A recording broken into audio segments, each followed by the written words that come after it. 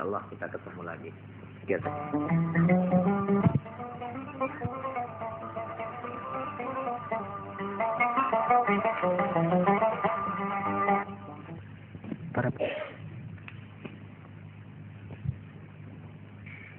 Assalamualaikum warahmatullahi wabarakatuh. Bismillahirrahmanirrahim. Alhamdulillahirabbil alamin. Wassalatu wassalamu ala asyrafil mursalin sayyidina Muhammad wa ala alihi washabbihi ajma'in. Amma ba'd. Majelis pengajian tiap-tiap malam Jumat yang kami hormati.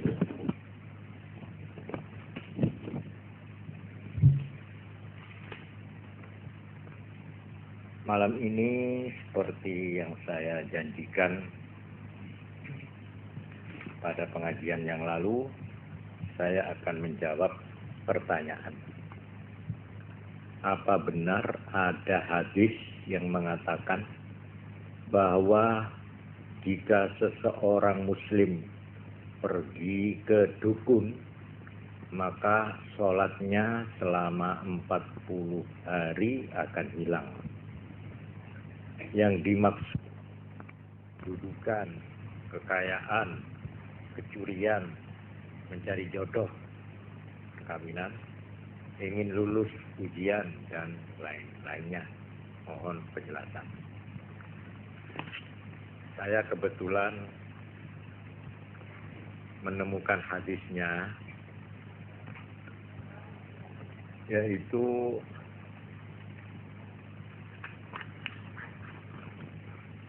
tersebut dalam himpunan hadis yang namanya Al-Jami'us Shaghir. Hadis yang ditanyakan itu persis dari sahabat Jabir bin Abdullah. Ini tercantum dalam kitab Al-Jami'us Shaghir yang diberi penjelasan atau syarah yang syarahnya itu bernama As-Sirajul Munir. Ini syarahnya.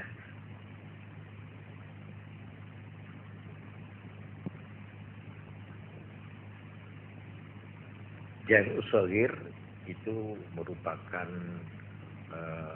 himpunan hadis yang dikumpulkan oleh Imam Jalaluddin Al-Asyuti atau Asyuti. Sedang As-Sirajul Munir itu ditulis, dikomentari oleh Syekh Ali bin Syekh Ahmad bin Syekh Nuruddin bin Syekh Ibrahim. Hadis ini berasal dari sahabat Jabir bin Abdullah. Bunyinya gini: Man ata arrafan, siapa yang mendatangi arrafan. Nah, ini saya pinjam istilah atau kata-kata yang bertanya tadi, dukun. Man ata arrafan, siapa yang datang pada dukun, fasa'alahu an syai'in, kemudian bertanya kepada dukun itu tentang sesuatu, fahuwa asimun, maka orang itu berdosa. Lam tuqbal lahu, tidak diterima bagi orang itu sholatu arba'ina lailatan, sembahyang 40 malam.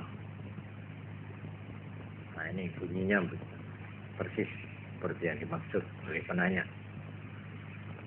Dalam pada itu ada hadis lain yang senada, yang berupa larangan keras. Dari hadis itu Ibnu Amr Ibnul As dengan sanad yang hasan yang berbunyi la ta'tul kuhana, kuhan, kahin, jangan kamu mendatangi dukun. Lalu di dalam syarah tadi, syarah As-Sirajul Munir, ada keterangan begini. Yang dimaksud arraf wa huwa alladhi yastadillu 'ala al-umur, yaitu orang yang pandai menggunakan dalil atau petunjuk-petunjuk ya, untuk mengetahui sesuatu biasbabin, dengan menggunakan beberapa cara, wa muqaddimatin, dan dengan menggunakan beberapa pendahuluan atau ya sarana yadda'i ma'rifataha biha, yang orang ini mengaku mengetahui. Imam Mannawi mengatakan yang dimaksud arraf yaitu huwa may yukhbiru bil umuril madiyati, orang yang suka memberitahukan hal-hal yang lewat, yang sudah lewat, au bima khafiya, atau memberitakan hal-hal yang tertutup, yang samar, yang tersembunyi. Lalu kahin dalam hadis yang kedua tadi, alladzina yadda'una ilmal maghibat, yaitu orang-orang yang mengaku mengetahui hal-hal yang gaib. Sabda Nabi, la ta'tul kuhana ay la tata'allamu minhum, jangan kamu belajar dari mereka, wala tusaddiquhum, dan jangan kamu percayai mereka itu. Fayahrumu dzalik, maka haramlah mendatangi itu. Mendatangi dalam arti belajar atau dalam arti mempercayai. Kemudian tentang 40 malam. Ini digunakan istilah malam oleh karena orang Arab itu yang sampai sekarang diteruskan oleh Islam selalu memulai hitungan hari almanak peredaran itu selalu dimulai dengan malam. Jadi sampai sekarang begitu. Jadi kalau sekarang ini mulai maghrib itu disebut malam Jumat. Sudah Jumat. Sekarang ini sudah Jumat sampai besok. Jadi memulai menghitung hari itu selalu dari malamnya. Karena itu digunakan arba'ina lailatan, 40 malam, itu artinya ya kalau istilah kita 40 hari. Tapi di sini ada keterangan begini. Khusul arba'in ala adatil Arab fi dzikril arba'in wa sab'in wa tis'in litakfir. Ditentukan bilangan atau hitungan 40 itu menurut adat orang Arab selalu menyebut 40, 70, 90 itu hanya litakfir, untuk menunjukkan banyak gitu. Seperti kita biasa ya. Jutaan tahun pahalanya, itu istilah-istilah begitu itu beratus-ratus, berabad-abad, beribu-ribu tahun. Sebenarnya ya tidak sebanyak itu. Nah, jadi kalau menilai ini, ketentuan 40 hari itu tidak merupakan batas yang mengikat. Jadi beberapa hari atau ini hitungan yang hanya menuju ke banyak gitu. Ya, tidak persis 40 itu tidak. Nah, jadi di sini tentang arti daripada hadis ini, yaitu pertama berdosa. Nomor 2, yang dimaksud tidak diterima salatnya itu artinya sawabuha, pahalanya. Jadi yang tidak diberikan itu karena dia mendatangi dukun itu, maka salatnya tidak diberi pahala, gitu saja. Tidak diberi upah, ya, tidak diberi pahala. Jadi lam tuqbal itu artinya sawabuha. Jadi pahalanya yang tidak diberi. Jadi biarpun dia sembahyang percuma gitu. Tapi bukan kalau begitu tidak usah sembahyang aja, bukan begitu. Dia harus tetap, cuma pahalanya tidak diberi. Nah, ini mengenai pertanyaannya. Ya. Saya kira sudah terjawab kan ini. Ya. Kemudian saya memang karena adanya pertanyaan ini, memang saya ingin menambah keterangan tentang dukun dan sekitarnya. Dari mana kekuatan dukun itu? Ya. Sebenarnya andai kata kita itu tidak diberitahu oleh Al-Quran, oleh Al-Hadis, barangkali kita ini memang buta sama sekali tentang soal-soal yang menyangkut jin, menyangkut setan, menyangkut malaikat, dan menyangkut roh. Artinya jiwa atau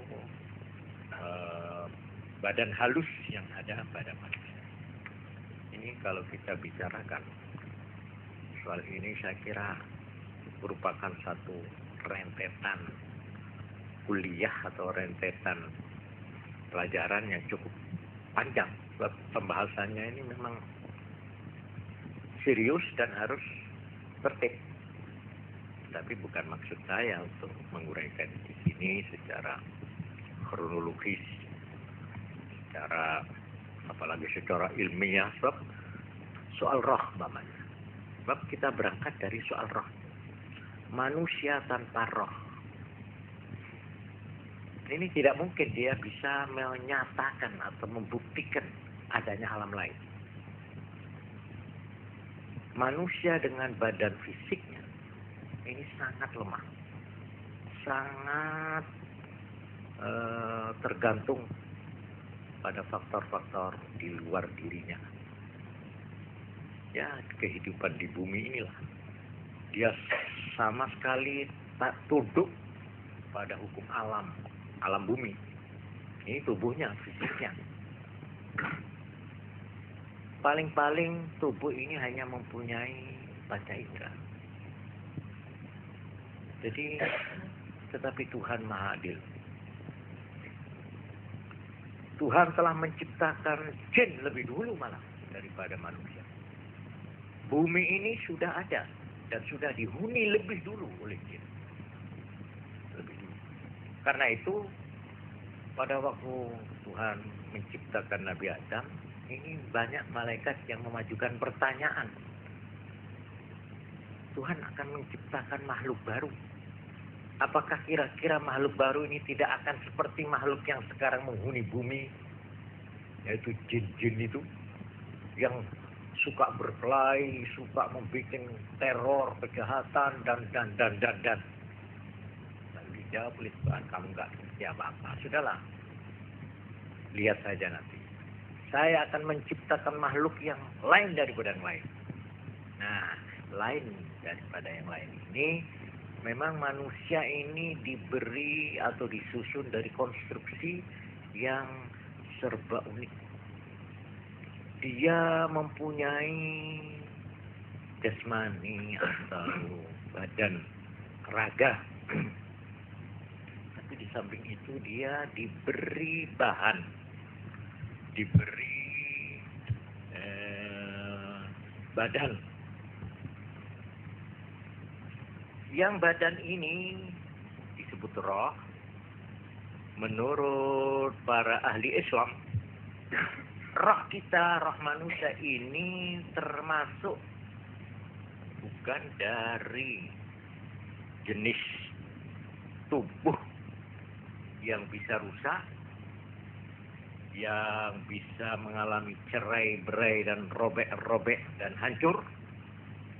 Tetapi roh manusia ini termasuk jenis jawahirul malaikah. Jadi termasuk bahan baku malaikat. Kita di sini harus menundukkan kepala.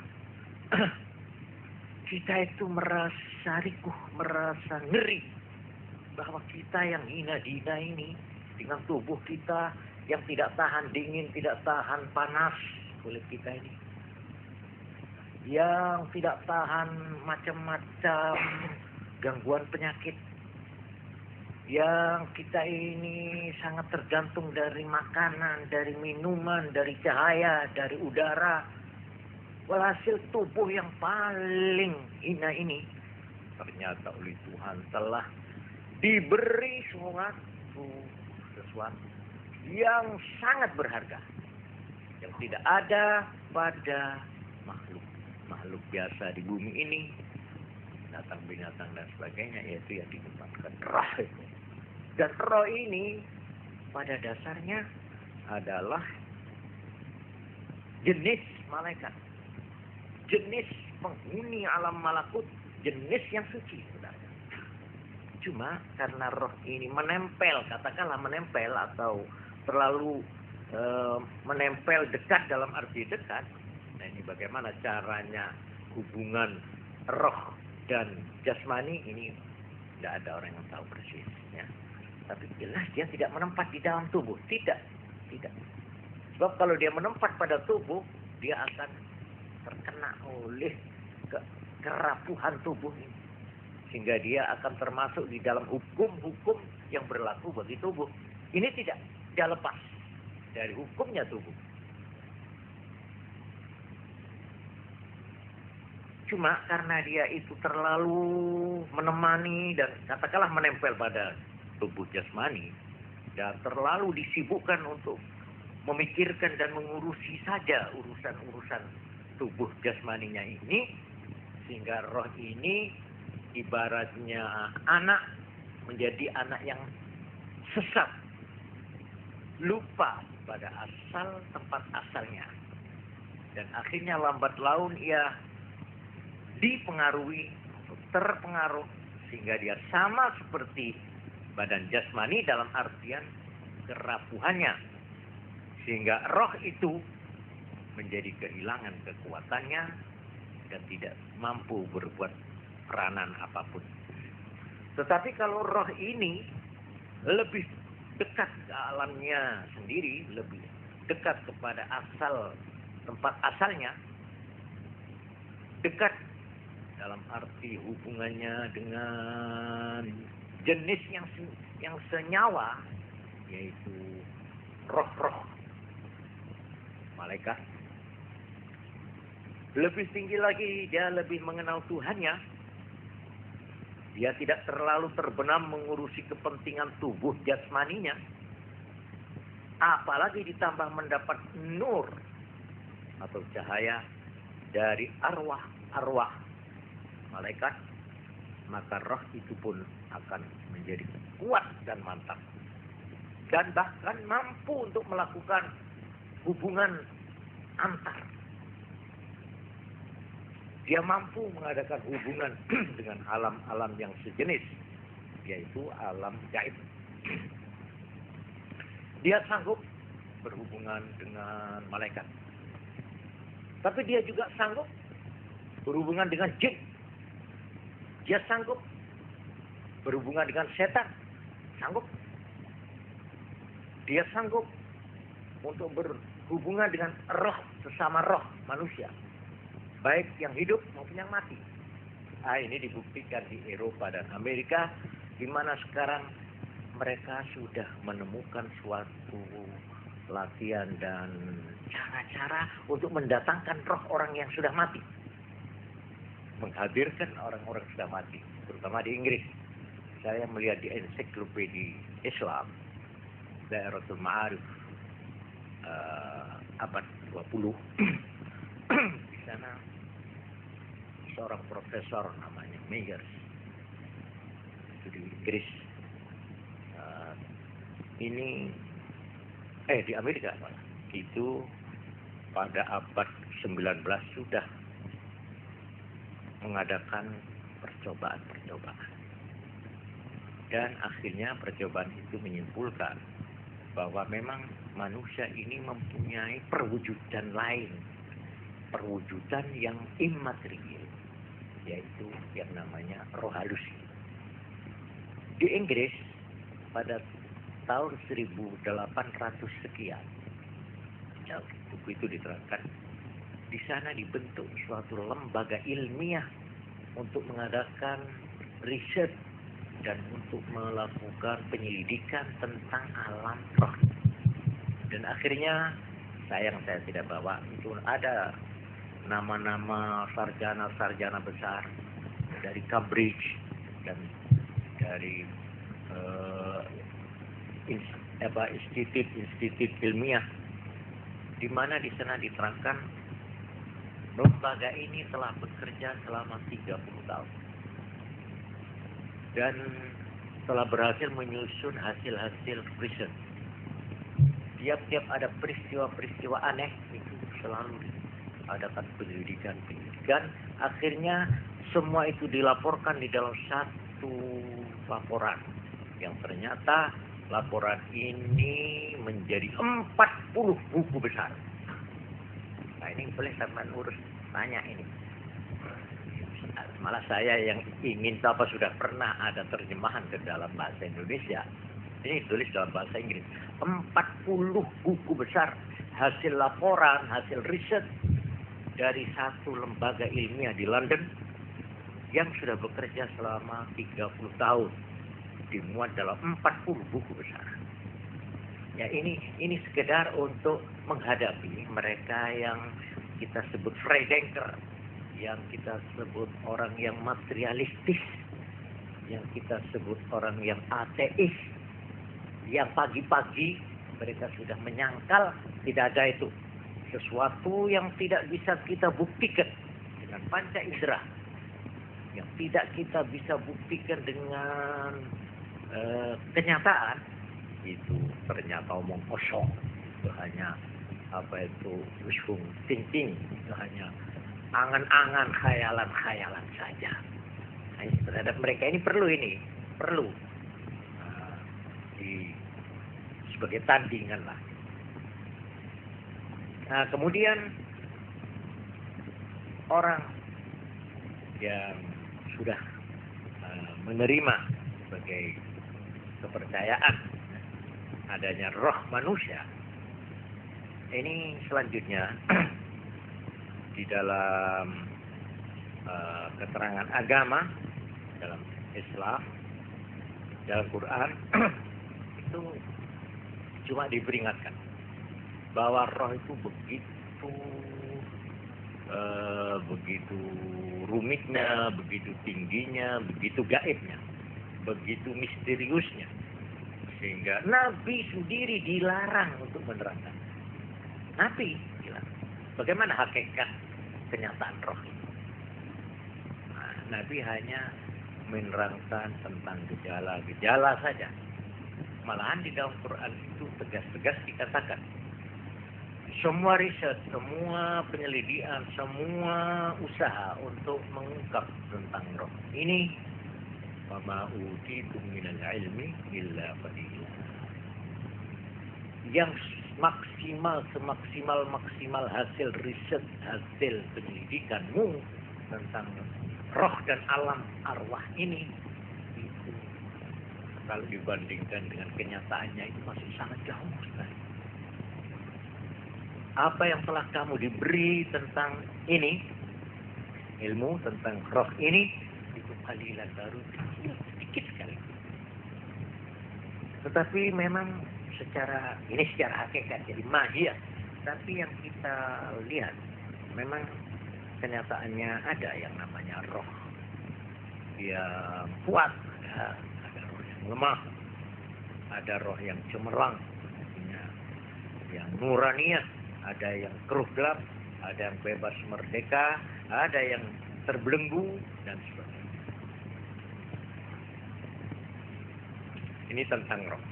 Jadi dengan alat atau sarana roh yang ada pada tiap-tiap manusia, kita bisa mengadakan hubungan dengan alam-alam gaib. Hal ini tidak usah jauh-jauh, dapat dibuktikan dalam pengalaman mimpi. Kita bisa menampak orang, bisa kita melihat pengalaman, merasakan tanpa menggunakan panca indera sama sekali. Kita bertemu teman yang sudah bertahun-tahun tidak pernah ketemu dalam mimpi dari ini, ya. Tidak menggunakan mata, tidak. Kita kadang-kadang mendengar suara-suara di dalam mimpi, tapi tidak dengan menggunakan telinga, tidak. Kita merasa mencium bau harum semerbak, tapi tidak menggunakan hidung, dan sebagainya, dan sebagainya. Ini sebagai satu kenyataan yang sukar membuktikan, tapi kita tidak bisa lari dari kenyataan ini. Nah, ini memang ada sesuatu yang namanya fakta, sesuatu yang namanya kenyataan. Kenyataan itu tidak bisa dibuktikan dengan positif, tetapi kita tidak bisa lari dari kenyataan itu. Ini banyak hal-hal yang demikian.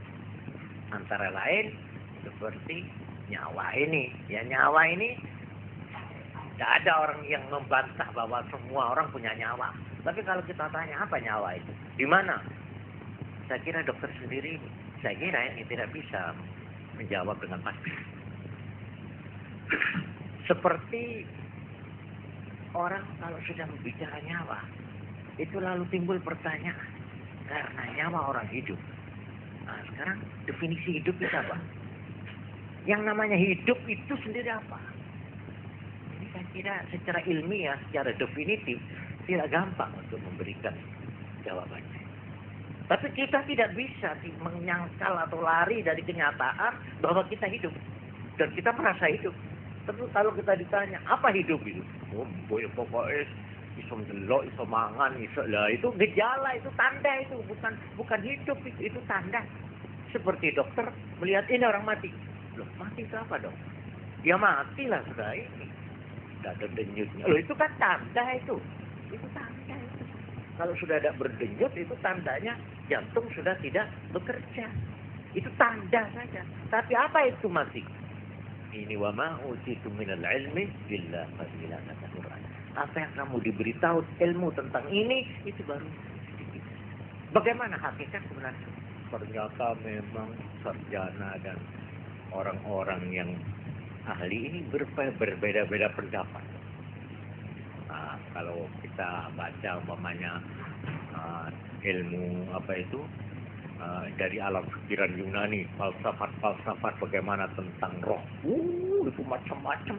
Katanya si ini begini kan, ya begitulah. Hal ini memang.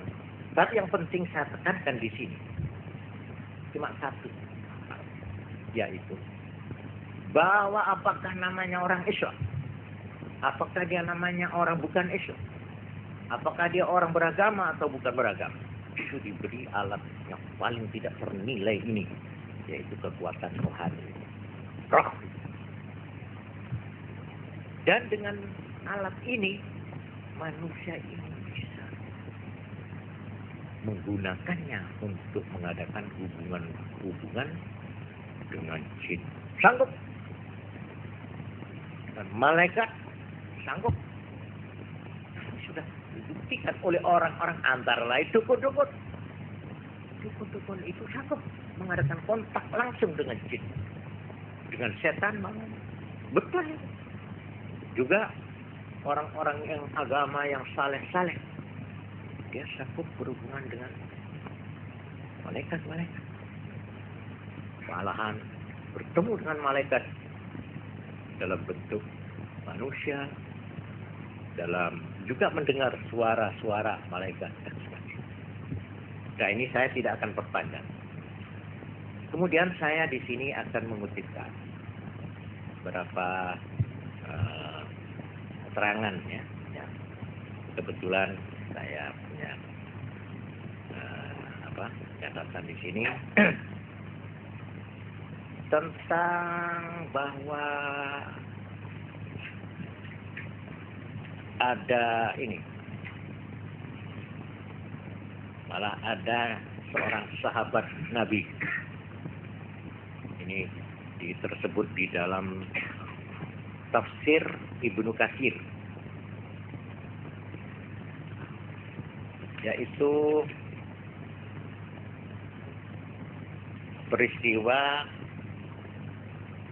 yang dialami dialami oleh diketahui oleh sahabat Umar bin Khattab, ya. Yaitu satu bersumber dari putranya sendiri Abdullah ibn Umar, ini satu. Terus nomor 2 dari Bara ibn Azib, ini nama sahabat. Bara bin Azib ini pernah cerita begini. Bainama Umar bin Al-Khattab radhiyallahu anhu yakhthubun nas ala minbari Rasulillah sallallahu alaihi wasallam idh qala. Satu waktu Sayyidina Umar waktu jadi Amirul Mukminin, kepala negara, dia tengah membaca khutbah Jumat atau hari raya, tapi saya kira Jumat, ya dijelaskan. Arif Sawad ibnu Qarib tanya, ini di antara hadirin apa ada Sawad bin Qarib? Lalu dikatakan falam yujibu ahadun tilka sanah, pada tahun itu tidak ada seorang pun yang menjawab. Falamma kanat as-sanatul muqbilah, pada waktu tahun berikutnya bertanya lagi si Sayyidina Umar itu, di sini apa ada Sawad bin Qarib? Akhirnya sahabat yang cerita ini, Bara bin Azib, tanya, faqultu ya Amirul Mukminin, wa ma Sawad bin Qarib? Sampai kok tanya-tanya terus mulai tahun kemarin sampai sekarang kok tanya Sawad bin Qarib itu apa? Faqala lahu Umar, lalu Sayyidina Umar menerangkan, inna Sawad ibn Qarib kana batu islamihi syai'an ajiban. Ini Sawad yang saya tanya itu permulaan Islamnya itu betul-betul didahului peristiwa yang aneh, yang misterius. Waktu sudah begitu, tahu-tahu kok muncul si Sawad ini lewat di situ, ya. Nah, ini orangnya Sawad. Nah, Sawad bin Qarib lalu panggil oleh Sayyidina Umar. Ya Sawad, hadithna bi bad'i islamika kaifa kana. Coba ceritakan bagaimana kamu dulu pertama kali masuk Islam itu. Coba ceritakan di sini. Nah, lalu terus qala Sawad, saya ini dulu dukun. Saya ini dulu di India. Saya menjadi dukun di zaman sebelum Islam ini di India. Wa kana li ra'yun minal jin. Saya ini sering kesurupan jin. Dia ini rupanya mempunyai jin. Dia terangkan, fa bainama ana dzata lailah naim, satu waktu satu malam saya ini tengah tidur. Irja'ani fi manami dzalik. Tahu di dalam mimpi saya kedatangan jin saya itu. Datang, qala kub. Faqam. Waqil. Bangun kamu. Dan kamu segera memahami dan berakallah kamu in kunta ta'qal. Kalau kamu ingin menjadi orang yang punya akal, dalam arti kamu ingin mempunyai pedoman. Sekarang ini jinnya itu bilang, qad bu'itsa rasulun min Lu'ay bin Ghalib. Hari ini sudah ada nabi, rasul dari keturunan Lu'ay ibn Ghalib. Terus jin ini kemudian si Sawad ini berkasidah, ya, bersajak. Kemudian ini panjang, tapi kemudian akhirnya saya dibangunkan, malah saya kaget waktu dibangunkan. Terus akhirnya Jin saya itu menampakkan diri, dia berkata, "Ya Sawad ibn Qarib, Inna Allah Azza wa Jalla ba'atha nabiyyan qanhat ilaihi tahtadi wa tursyad." Kamu sekarang pergi ke arah sana, ya. Sekarang Allah telah mengutus seorang nabi besar. Berdirilah, pergilah kamu ke sana supaya kamu mendapat petunjuk dan mendapat betul. Malam yang kedua, falamma kana min al-lailati tsaniyah atani fa ambahani. Datang malam yang kedua, saya didatangi lagi. Berangkat katanya jinnya itu, ya, suruh pergi, berangkat. Walamma kana fil lailati tsalitsah, maka tatkala malam yang ketiga datang lagi. Jadi 3 kali dia datang. Ini tidak seberapa mengindahkan ini. Terus dia menerangkan, walamma sami'tu takarrura laila ba'da laila. Tapi setelah saya berulang-ulang mengalami yang sama, jadi akhirnya waqa'a fi qalbi hubbul Islam. Ya entah dari mana datangnya, tahu-tahu saya itu ada kecenderungan untuk mempelajari Islam. Islam agama, ya iya. Ini keterangan sesudah dia masuk Islam. Entah saya ada semacam merasa rindu. Sehingga saya akhirnya datang saya itu. Saya ingin tahu apa itu. Kok ada Nabi Rasul yang dikatakan ini kok sampai 3 kali datang pada saya. Waqa'a fi qalbi hubbul Islam min amri Rasulillah masya Allah. Akhirnya saya berangkat dari saat saya secara ini dari lewat darat ini rupanya, ya. Jadi kami tidak lewat laut. Akhirnya setelah sampai hatta ataitu Rasulullah sallallahu alaihi wasallam. Ini ceritanya sahabat ini di depan orang banyak, ada Sayyidina Umar di situ. Terus waktu Nabi melihat saya, ini ceritanya dia, falamma ra'anil nabiyyu sallallahu alaihi wasallam qala. Waktu Nabi ketemu saya didahului. Ini belum kenal, belum apa, Nabi terus bilang, "Marhaban bika ya Sawad." Selamat datang Sawad bin Qarib. Qad alimna ma jaa bik. Saya sudah tahu apa yang menyebabkan kamu datang ke sini. Jadi enggak usah cerita lalu. Akhirnya qultu ya Rasulullah. Baiklah, dia ahli syair rupanya. Baiklah kalau begitu izinkanlah saya ingin bersyair sebentar. Silakan. Nah, qul ya Sawad, silakan. Siap. Setelah saya tidak baca di sini syair-syairnya itu. Kemudian setelah selesai Nabi ketawa, tersenyum, gembira. Aflahta ya Sawad, kamu termasuk orang yang bahagia. Sudah, habis cerita berhenti.